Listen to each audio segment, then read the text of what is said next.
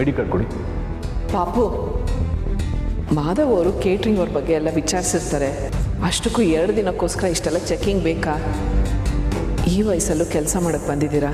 ಏನು ಮಾಡೋದಮ್ಮ, ಮಕ್ಕಳೆಲ್ಲ ಮರಿ ಇಲ್ಲ. ಕ್ಯಾಮೆ ಮಾಡಿದೆ ಸುಮ್ಕಿರೋಣ ಅಂದರೆ ಈ ಹಾಳಾದ ಹೊಟ್ಟೆ ಕೇಳಬೇಕಲ್ಲ.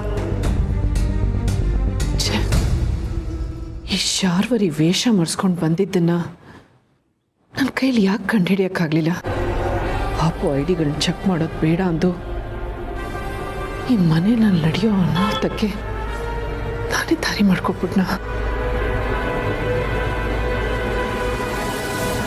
ಅಮ್ಮ, ಥ್ಯಾಂಕ್ ಯು ಸೋ ಮಚ್. ಇವತ್ತು ನನ್ನ ಬಟ್ಟೆ, ಪರ್ಸು, ವಾಚ್ ಎಲ್ಲ ರೆಡಿ ಮಾಡಿ ಇಟ್ಟಿದ್ದಕ್ಕೆ. ಇಲ್ಲ ಅಂದರೆ ಅದೆಲ್ಲ ಹುಡ್ಕೋಕ್ಕೆ ನನಗೆ ಅರ್ಧ ಗಂಟೆ ವೇಸ್ಟ್ ಆಗ್ತಿತ್ತು. ನಾನು ಅದನ್ನೆಲ್ಲ ತೆಗೆದಿಡ್ಲಿಲ್ವಲ್ಲ ಅವಿ? ಅಷ್ಟಕ್ಕೂ ಇವತ್ತು ನಾನು ನಿಮ್ಮ ರೂಮ್ ಕಡೆಗೆ ಬಂದೇ ಇಲ್ಲ. ಹೌದಾ? ಪೂರ್ಣಿಗೆ ಕೇಳಿದ್ರೆ ಅವಳು ಮಾಡಿಲ್ಲ ಅಂದರು, ಈಗ ನಿಮಗೆ ಕೇಳಿದ್ರೆ ನೀವು ಮಾಡಿಲ್ಲ ಅಂತಿದ್ದೀರಾ. ಹಾಗಿದ್ರೆ ಇದೆಲ್ಲ ರೆಡಿ ಮಾಡಿದ್ದಾದ್ರು ಯಾರೋ? ಅದನ್ನೆಲ್ಲ ರೆಡಿ ಮಾಡಿದ್ದು ನಾನವಿ.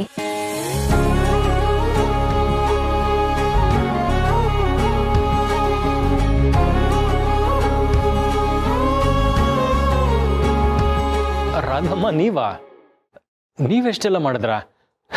ನಂಗೆ ನಂಬಕ್ಕೆ ಆಗ್ತಿಲ್ಲ. ರಾಧಾ, ಎಂಥ ಆಶ್ಚರ್ಯ! ನೀವಿಷ್ಟೆಲ್ಲ ಮಾಡಿರೋದನ್ನು ಕೇಳಿ ತುಂಬ ಖುಷಿ ಆಯಿತು. ಥ್ಯಾಂಕ್ಸ್ ರಾಧಮ್ಮ. ಇವತ್ತು ಆಫೀಸಲ್ಲಿ ಒಂದು ಇಂಪಾರ್ಟೆಂಟ್ ಮೀಟಿಂಗ್ ಇತ್ತು. ನೀವು ಒಳ್ಳೆ ಶರ್ಟ್ ಸೆಲೆಕ್ಟ್ ಮಾಡಿದ್ದೀರಾ.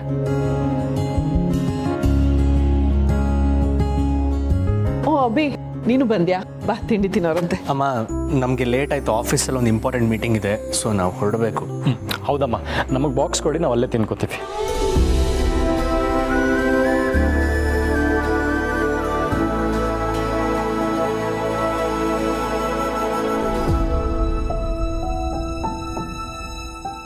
ಇದೇನಿದು, ಇವತ್ತು ನೀವು ಬಾಕ್ಸ್ ಕೊಡ್ತಾ ಇದ್ದೀರಾ? ಹೌದದೇ, ಇವತ್ತು ನನ್ನ ಡ್ರೆಸ್ಸು ರಾಧಮ್ಮ ರೆಡಿ ಮಾಡಿ ಇಟ್ಟಿದ್ರು. ರಾಧಾ ಅವರು ಇತ್ತೀಚೆಗೆ ನನ್ಗೆ ಯಾವ ಕೆಲಸನೂ ಮಾಡಕ್ ಬಿಡ್ತಾ ಇಲ್ಲ, ಎಲ್ಲ ಅವರೇ ಮಾಡ್ತಾ ಇದ್ದಾರೆ. ಈ ಮನೆ ಅರ್ಧ ಜವಾಬ್ದಾರಿನ ಆಗ್ಲೇ ಅವರು ವಹಿಸ್ಕೊಂಡಿದ್ದಾರೆ. ಅಯ್ಯೋ, ಒಲೆ ಮೇಲೆ ಪಾಪುಗೆ ಅಂತ ಹಾಲಿಟ್ಟಿದ್ದೆ, ಮರ್ತೇ ಬಿಟ್ಟೆ. ಅಮ್ಮ, ರಾಧಮ್ಮ ಅವರು ನಮ್ಮ ಮನೆಗೆ ಬಂದಿದ್ದ ದಿನಕ್ಕೂ ಇವತ್ತಿಗೂ ತುಂಬ ಚೇತರಿಸ್ಕೊಂಡಿದ್ದಾರಲ್ವಾ? ಹೌದು ಬ್ರೋ, ನಾನು ತುಂಬ ಚೇಂಜಸ್ ನೋಟಿಸ್ ಮಾಡಿದ್ದೀನಿ. ರಾಧಾ ಈಗ ಮುಂಚಿನ ಥರ ಇಲ್ಲ. ಮನೇಲಿ ಎಲ್ರ ಜೊತೆನೂ ಮಾತಾಡ್ತಾರೆ, ಮಗುನ ಆಟ ಆಡಿಸ್ತಾರೆ, ನಮ್ಮೆಲ್ರ ಜೊತೆ ಮನೆ ಎಲ್ಲ ಕೆಲಸನೂ ಮಾಡ್ತಾರೆ. ಅದಕ್ಕೂ ಮುಖ್ಯವಾಗಿ ಯಾವಾಗಲೂ ನಗ್ನಗ್ತಾ ಇರ್ತಾರೆ. ಇವ್ರು ಇದೇ ರೀತಿ ಸಂಪೂರ್ಣವಾಗಿ ಹುಷಾರಾಗಲಿ, ಹಳೆದೆಲ್ಲ ನೆನಪಾಗಲಿ. ಆಗತ್ತಮ್ಮ, ಅದು ಕೂಡ ಆದಷ್ಟು ಬೇಗ ಆಗತ್ತೆ.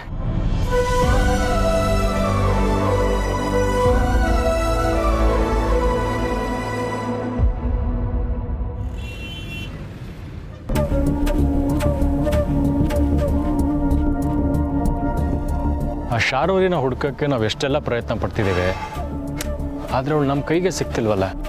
ಸಿಗದೆ ಎಲ್ಲೋಗ್ತಾಳೆ? ಇನ್ನು ಎಷ್ಟು ದಿನ ಅಂತ ತಲೆ ಮುರ್ಸ್ಕೊಂಡು ಓಡಾಡಕ್ಕೆ ಸಾಧ್ಯ? ಹಾಗಂತ ನಾವೇನು ಕಡಿಮೆ ಇಲ್ವಲ್ಲ? ಅವಳು ಪಾತಾಳದಲ್ಲೇ ಅಡಗಿದ್ರು ಹುಡುಕ್ತೀವಿ. ಡ್ಯಾಡ್ ಆ ಶರ್ಮಿಳನ ಪ್ರೀತಿಸೇ ಇಲ್ಲ ಅಂದಮೇಲೆ ಇನ್ನು ಮೋಸ ಮಾಡೋಕ್ಕೆ ಹೇಗೆ ಸಾಧ್ಯ? ಇಲ್ಲಿ ಯಾರಿಗೂ ಮೋಸ ಮಾಡಿಲ್ಲ ಅಂದಮೇಲೆ ಈ ದ್ವೇಷ, ಕೋಪ ಎಲ್ಲ ಯಾಕೆ ಅಂತ. ಕರೆಕ್ಟ್ ಅಭಿ. ಶರ್ಮಿಳಾ ಅವರು ಸೂಸೈಡ್ ಮಾಡ್ಕೊಳ್ಳೋದಕ್ಕೂ ಅಪ್ಪನಿಗೂ ಯಾವುದೇ ರೀತಿ ಸಂಬಂಧ ಇಲ್ಲ. ಅಷ್ಟಕ್ಕೂ ಅವ್ರು ಸೂಸೈಡ್ ಮಾಡ್ಕೊಳ್ಳೋದಕ್ಕೆ ಅವ್ರಿಗೆ ಏನು ಪ್ರಾಬ್ಲಮ್ ಇತ್ತೋ ಏನೋ, ಯಾರಿಗೆ ಗೊತ್ತು? ಯಾರು ಹೇಳಿದ್ದು ಶಾರ್ವರಿ ಅಕ್ಕ ಆತ್ಮಹತ್ಯೆ ಮಾಡ್ಕೊಂಡ್ಲು ಅಂತ?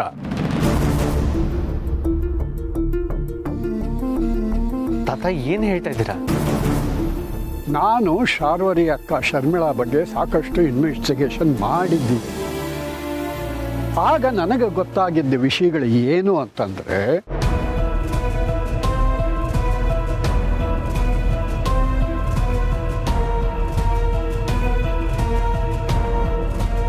ನಿಮ್ಮ ಇನ್ವೆಸ್ಟಿಗೇಷನ್ ಪ್ರಕಾರ ಶರ್ಮಿಳಾ ಬಾಡಿ ಸಿಕ್ಕಿಲ್ಲ, ಹಾಗಾದರೆ ಅವರು ಸತ್ತಿಲ್ಲ ಅಂತ ಆಯಿತು. ಅಂದರೆ ಅವ್ರು ಇನ್ನೂ ಬದುಕಿರ್ಬೋದಾ? ಬದುಕಿರಬಹುದು ಅಥವಾ ಇಲ್ಲದೇನೂ ಇರಬಹುದು. ಅದೇ ಅವಳು ಬದುಕಿರಬಹುದಾ ಅಥವಾ ಇಲ್ವಾ ಅನ್ನೋದೇ ನನಗೂ ಸಂಧ್ಯನಿಗೂ ಅನುಮಾನ. ಅವ್ರ ಬಾಡಿ ಸಿಕ್ಕಿಲ್ಲ ಅಂದಮೇಲೆ ಅವ್ರು ಬದುಕಿರೋ ಚಾನ್ಸಸ್ ಕೂಡ ಇದೆ ಅಲ್ವಾ? ಅವರು ಬದುಕಿದ್ದಾರೆ ಅಂತಂದಮೇಲೆ ಅವ್ರನ್ನ ಹುಡ್ಕೋ ಪ್ರಯತ್ನ ಪಡೋಣ. ಅದು ಅಲ್ಲದೆ ಇದೆಲ್ಲ ನಡೆದಿರೋದು 20-25 ವರ್ಷದಿಂದ. ಅವ್ರನ್ನ ಎಲ್ಲಿ ಅಂತ ಹುಡ್ಕೋದು, ಯಾರನ್ನ ಅಂತ ಕೇಳೋದು? ಸಮರ್ಥ ಹೇಳ್ತಿರೋದು ನಿಜ. ಇಷ್ಟು ಹಳೇದೆಲ್ಲ ಯಾರು ನೆನ್ಪಿಟ್ಕೊಂಡಿರ್ತಾರೆ? ಇದೆಲ್ಲ ಟೈಮ್ ವೇಸ್ಟ್ ಅನ್ಸುತ್ತೆ. ಮೊದಲು ಪ್ರಯತ್ನ ಪಡಿ. ನಿಮ್ಮ ಪ್ರಯತ್ನಕ್ಕೆ ಫಲ ಸಿಕ್ಕಿ ಒಂದು ವೇಳೆ ಶರ್ಮಿಳಾ ನಿಮಗೆ ಸಿಕ್ಕಿದ್ರೆ ಆಗ ಶಾರ್ವರಿ ಆಟಕ್ಕೆ ಅಂತ್ಯ ಹಾಡಬಹುದು. ತಾತ ಹೇಳೋದು ನಿಜ. ಈಗ ನಾವು ಶಾರ್ವರಿ ವಿಷಯ ಬಿಟ್ಟು ಅವಳ ಅಕ್ಕನ ಬಗ್ಗೆ ತಿಳ್ಕೊಳಕ್ಕೆ ಟ್ರೈ ಮಾಡೋಣ. ಸರಿ, ಹಾಗೆ ಆಗಲಿ.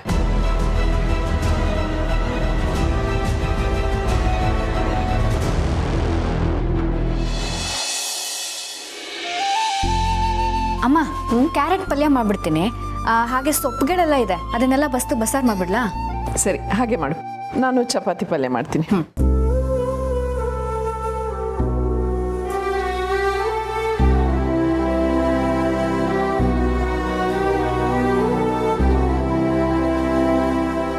ಇದೇನಿದು ರಾಧಮ್ಮ, ನೀವೇ ಅಡುಗೆ ಮಾಡ್ಬಿಟ್ರಾ? ಹಾ, ಬೀನ್ಸು ಕ್ಯಾರೆಟು ಹಾಕಿ ಪಲ್ಯ ಮಾಡಿದ್ದೀನಿ. ಅವಿಗಿಷ್ಟ ಆಗುತ್ತೆ ಅಲ್ವಾ? ಹಾಗೆ ಅವಿಗಿಷ್ಟ ಅಂತ ಸೊಪ್ಪಿನ ಪಲ್ಯನೂ ಮಾಡಿದ್ದೀನಿ. ಅಡುಗೆಗೆ ತವೆ ಮಾಡಿದ್ದೀನಿ. ಹುಳಿ, ಚಪಾತಿ, ಅನ್ನ ಎಲ್ಲ ರೆಡಿ ಇದೆ. ಮಾಧವ ಅವರಿಗೆ ಬೆಂಡೆಕಾಯಿ ಗೊಜ್ಜು ಅಂದರೆ ಇಷ್ಟ ಅಲ್ವಾ? ಅದನ್ನು ಮಾಡಿದ್ದೀನಿ. ಅರೆ, ಇಷ್ಟೆಲ್ಲ ವಿಷಯ ಯಾವಾಗ ತಿಳ್ಕೊಂಡ್ರಿ? ಯಾರಿಂದ ತಿಳ್ಕೊಂಡ್ರಿ? ಹೀಗೆ ಮನೆಯವ್ರ ಹತ್ರ ಮಾತಾಡ್ತಾ ಇರ್ತೀನಲ್ವಾ, ಅವಾಗ ಗೊತ್ತಾಯ್ತು. ನಾನೇನಾದರೂ ತಪ್ಪು ಮಾಡಿದ್ನಾ? ಅಡುಗೆ ಮಾಡೋದು ತಪ್ಪಲ್ಲ. ಉಪ್ಪು, ತುಪ್ಪ, ಖಾರ ಎಲ್ಲ ಕರೆಕ್ಟಾಗಿದೆ ಅಂತ ಘಮ ನೋಡಿದ್ರೇ ಗೊತ್ತಾಗ್ತಿದೆ. ನಮ್ಮ ಮನೆಯವ್ರು ಎಲ್ಲರೂ ನಿಮ್ಮನ್ನ ಒಪ್ಕೊಂಡಿದ್ದಾಗಿದೆ. ನಿಮ್ಮಿಂದ ಆಗಿರೋ ತಪ್ಪು ಸರಿಯಾಗತ್ತೆ ಹೊರತು ನಿಮ್ಮಿಂದ ತಪ್ಪಾಗಲ್ಲ ಅನ್ನೋ ನಂಬಿಕೆ ನಮ್ಮೆಲ್ರಿಗೂ ಇದೆ. ನನ್ನ ಮಗುನ ಕಾಪಾಡಿದ ದೇವತೆ ನೀವು. ನೀವೇನು ಮಾಡಿದ್ರು ನಮಗೆ ಚಂದನೆ. ಇಷ್ಟೆಲ್ಲ ಒಬ್ಬರೇ ಯಾಕೆ ಮಾಡಕ್ಕೆ ಹೋದ್ರಿ ರಾಧಾ? ನಮ್ಮನ್ನು ಕರೆದಿದ್ರೆ ಎಲ್ಲರೂ ಒಟ್ಟಿಗೆ ಸೇರ್ಕೊಂಡು ಮಾಡ್ಬೋದಾಗಿತ್ತಲ್ವಾ? ಒಬ್ರಿಗೆ ಇಷ್ಟೆಲ್ಲ ಮಾಡೋದು ಅಂದರೆ ಕಷ್ಟ ಆಗಲ್ವಾ? ಅಯ್ಯೋ, ನನಗೇನು ಕಷ್ಟ ಆಗಲಿಲ್ಲ. ಅದರಲ್ಲೂ ಮನೆಯವರಿಗೆ, ಮಕ್ಕಳಿಗೆ ಎಲ್ಲ ಅಡುಗೆ ಮಾಡಿ ಹಾಕೋದು ಅಂದರೆ ನಂಗೆ ತುಂಬ ಇಷ್ಟ. ನೋಡಿ, ನನಗೆ ಒಂದು ಸ್ವಲ್ಪನೂ ಆಯಾಸನೇ ಆಗಿಲ್ಲ. ಅಯ್ಯೋ, ಒಂದು ಮರ್ತೇ ಬಿಟ್ಟಿದ್ದೆ. ಮಾಧವ ಅವರಿಗೆ ಪುಳಿಯೋಗರೆ ಅಂದರೆ ತುಂಬ ಇಷ್ಟ ಅಲ್ವಾ? ಅದನ್ನು ಮಾಡಿಬಿಡ್ತೀನಿ.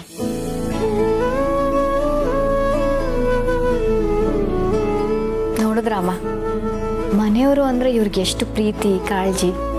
ಇನ್ನು ಇವ್ರ ಸ್ವಂತ ಮನೆಯವರೇ ಸಿಕ್ಬಿಟ್ರೆ ಇನ್ನೆಷ್ಟು ಪ್ರೀತಿಸ್ಬೋದು. ಹೌದು ಪೂರ್ಣಿ, ನಾನು ಆ ದಿನಕ್ಕೋಸ್ಕರನೇ ಕಾಯ್ತಾ ಇದ್ದೀನಿ. ಆದಷ್ಟು ಬೇಗ ಇವ್ರ ಮನೆಯವರೆಲ್ಲ ಸಿಗಬೇಕು. ಇಷ್ಟೊಂದು ಪ್ರೀತಿ ಇರೋ ಜೀವ ಮನೆಯವರಿಂದ ದೂರ ಇರಬಾರ್ದು.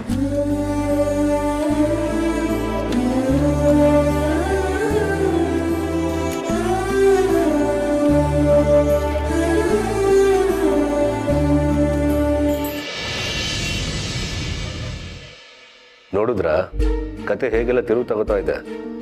ಇಷ್ಟು ದಿನ ಶಾರ್ವರಿನ ಹುಡುಕ್ತಾ ಇದ್ವಿ, ಇವಾಗ ಅವ್ರ ಅಕ್ಕನ ಹುಡುಕ್ತಿದ್ವಿ. ತಾತ ಹೇಳ್ತಿರೋದು ಕರೆಕ್ಟಾಗೇ ಇದೆ. ಆ ಶರ್ಮಿಳಾ ಅನ್ನೋರು ಬದುಕಿದ್ದು ಅಕಸ್ಮಾತಾಗಿ ನಮ್ಮ ಕೈಗೆ ಸಿಕ್ಕಿದ್ರೆ ಈ ಪ್ರಾಬ್ಲಮ್ಸ್ ಎಲ್ಲ ಸಾಲ್ವ್ ಆಗುತ್ತೆ. ಹುಡ್ಕೋಣ, ಸಾಧ್ಯವಾದಷ್ಟು ಹುಡ್ಕೋಣ. ಹಾಗಂತ ಸುಮ್ಮನೆ ಓಡಾಡಿದ್ರೆ ಏನು ಪ್ರಯೋಜನ ಇಲ್ಲ. ಇದಕ್ಕೆಲ್ಲ ಸರಿಯಾಗಿ ಪ್ಲಾನ್ ಮಾಡಬೇಕು. ಪ್ಲಾನ್ ಮಾಡಿ ನಾವು ಅವ್ರನ್ನ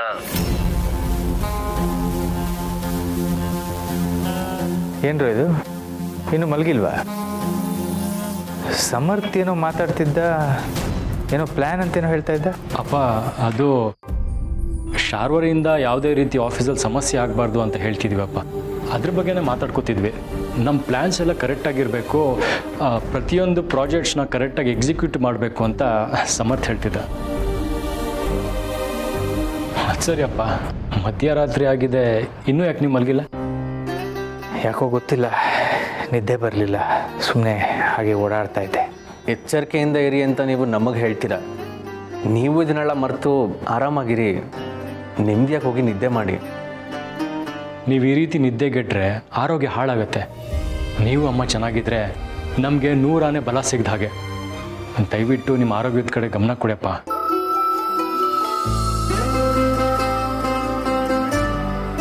ಸಾರಿ ಅಪ್ಪ, ನಿಮ್ಮ ಹತ್ರ ಸುಳ್ಳು ಹೇಳಿಬಿಟ್ರಿ. ಈ ವಿಷಯನ ನಿಮ್ಮಿಂದ ಮುಚ್ಚಿಡಬೇಕಾಗಿದೆ. ಇದನ್ನೆಲ್ಲ ನಿಮ್ಗೆ ಹೇಳಿಬಿಟ್ರೆ ನೀವಿನ್ನೂ ಗಾಬರಿ ಆಗೋಗ್ತೀರ.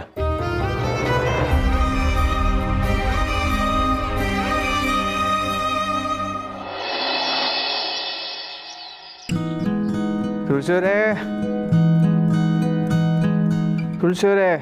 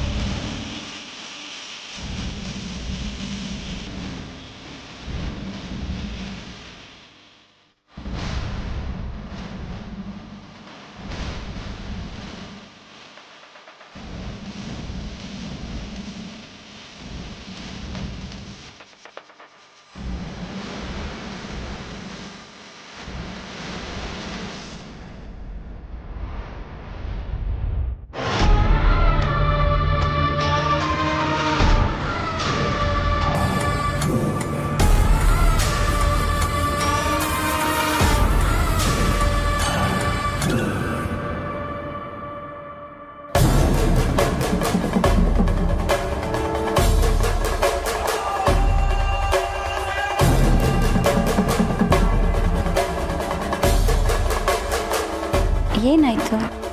ಯಾಕೆ ನನ್ನನ್ನೆಲ್ಲ ಹೀಗೆ ನೋಡ್ತಿದ್ದೀರಾ? ನನ್ನಿಂದ ಏನಾದರೂ ತಪ್ಪಾಯ್ತಾ?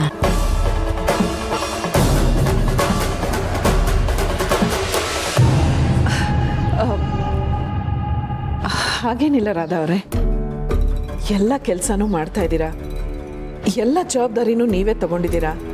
ಅಷ್ಟೇ ಅಲ್ಲ, ಮನೇಲಿ ಎಲ್ರೂ ಅಕ್ಕರೆಯಿಂದ ಕೇರ್ ಮಾಡ್ತಾ ಇದ್ದೀರಾ.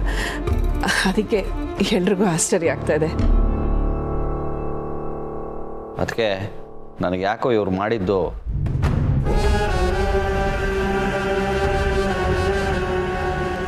ಏನೋ ಅದಕ್ಕೆ ಇದೆಲ್ಲ ನಿಮಗೆ ಅರ್ಥ ಆಗಬೇಕು.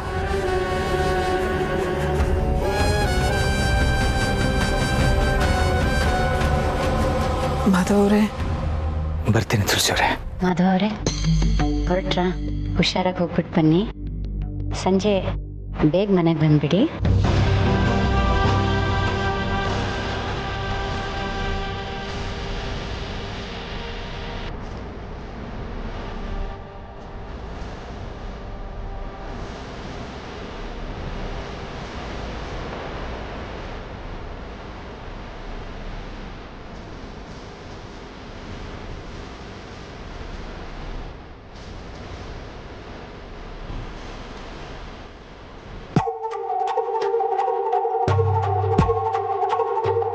ಅಣ್ಣ,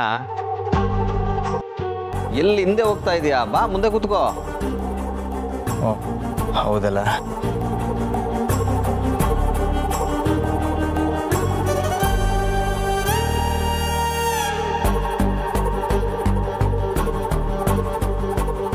ಅಣ್ಣ, ನೀನೆಲ್ಲಣ್ಣ ಡ್ರೈವ್ ಮಾಡ್ತೀಯಾ?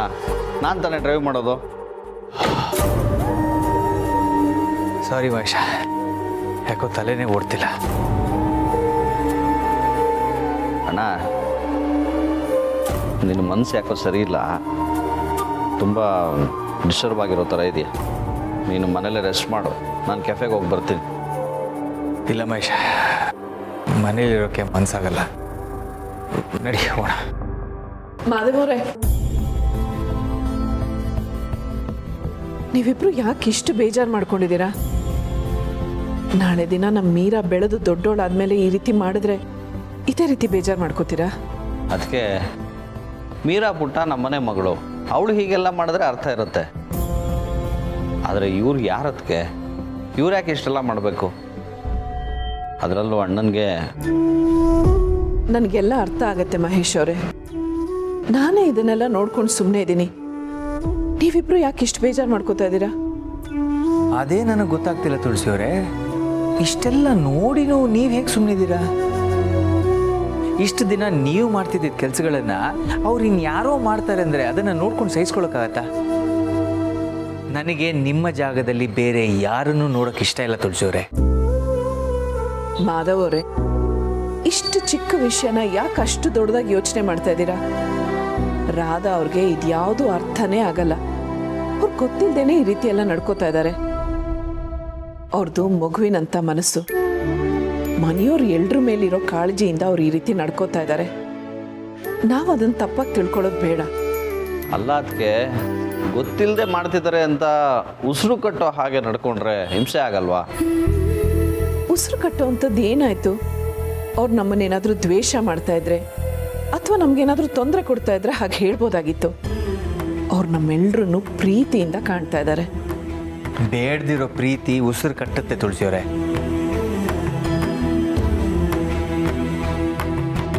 ಮಾಧವ್ ಅವರೇ, ನಿಮಗೆ ನನ್ನ ಮೇಲೆ ಎಷ್ಟು ಪ್ರೀತಿ ಇದೆ ಅಂತ ನನಗೆ ಗೊತ್ತು. ನಾನು ನಿಮಗೋಸ್ಕರ ಮಾಡಬೇಕಾಗಿರೋ ಕೆಲಸನ ರಾಧಾ ಅವ್ರು ಮಾಡಿದಾಗ ನಿಮ್ಮ ಮನಸ್ಸಿಗೆ ಈ ರೀತಿ ನೋವಾಗೋದು ಸಹಜ. ಆದರೆ ರಾಧಾ ಅವರು ನನ್ನ ಜೀವನ ಉಳಿಸಿದ್ದಾರೆ. ಅಷ್ಟೇ ಅಲ್ಲ, ಮಗು ಜೀವನ ಉಳಿಸಿ ನಮ್ಮ ಮನೆ ನೆಮ್ಮದಿನ ಕಾಪಾಡಿದ್ದಾರೆ. ಈಗ ನಾವೆಲ್ಲರೂ ಅವ್ರ ಋಣದಲ್ಲಿದ್ದೀವಿ. ಅವರು ಬೇಗ ಚೇತರಿಸ್ಕೋಬೇಕು. ಅದಕ್ಕೆ ನಮ್ಮೆಲ್ಲರ ಸಹಾಯನೂ ಬೇಕು. ಅವ್ರು ಈ ರೀತಿ ನಡ್ಕೋತಾ ಇದ್ದಾರೆ ಅಂತ ನಾವೆಲ್ಲರೂ ತಾತ್ಸಾರ ಮಾಡಿದ್ರೆ ಅವರು ನಿಜವಾಗ್ಲೂ ಗುಣ ಆಗಲ್ಲ. ಎಲ್ಲ ಸರಿ ತುಳಸಿಯವರೇ, ಆದರೆ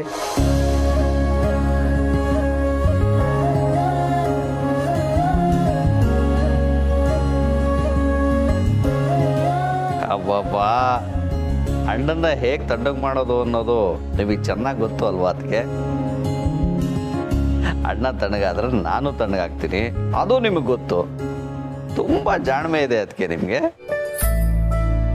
ಜಾಣ್ಮೆ ಮಾತ್ರ ಅಲ್ಲ, ಎಲ್ಲನೂ ಅರ್ಥ ಮಾಡ್ಕೊಳ್ಳೋ ಬುದ್ಧಿವಂತಿಕೆನೂ ಇದೆ. ನನ್ನ ಹೆಂಡತಿ ನನಗೆ ಬಂದು ಕುಂಕುಮ ಹಚ್ಚಿದಾಗಲೇ ನನಗೆ ಶುಭಾರಂಭ. ನಾನು ಅದಕ್ಕೋಸ್ಕರನೇ ಕಾಯ್ತಾ ಇದ್ದೆ.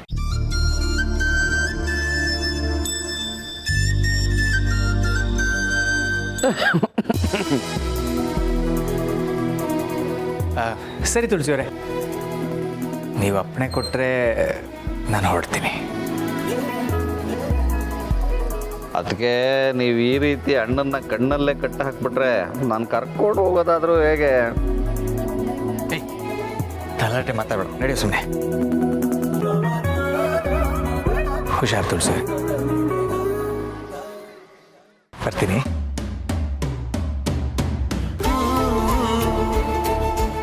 ಮಾಧವರೇ, ಯಾರು ಏನೇ ಹೇಳಿದ್ರು ನಿಮ್ಮ ಉಸಿರಲ್ಲಿ ಬೆರ್ತೋಳು ನಾನು ಯಾವತ್ತಿಗೂ ನಿಮ್ಮ ಜೊತೆನೇ ಇರ್ತೀನಿ. ಹೋಗಿ ಬನ್ನಿ.